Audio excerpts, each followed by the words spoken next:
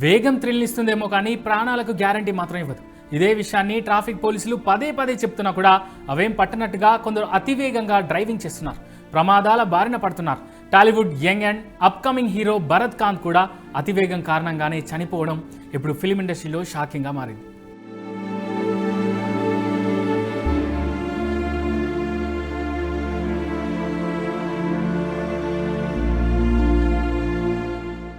మే 10 తెల్లవారుజామున సుమారు 3 గంటల సమయంలో భరత్ కారుకు ప్రమాదం జరిగింది.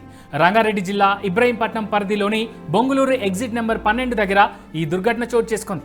భరత్ కాంత్ తన స్నేహితుడు సినిమాటోగ్రాఫర్ త్రిలోక్తో కలిసి నెల్లూరు నుంచి హైదరాబాద్కు కారులో వస్తుండగా వీరి కారు అదుపు తప్పి ముందు వెళ్తున్న ఒక కంటైనర్ లారీని వెనక నుంచి బలంగా ఢీకొట్టింది.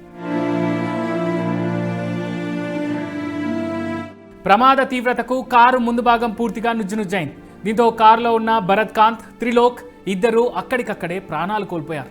అతివేగమే ఈ ప్రమాదానికి ప్రధాన కారణమని పోలీసులు ప్రాథమికంగా నిర్ధారించారు.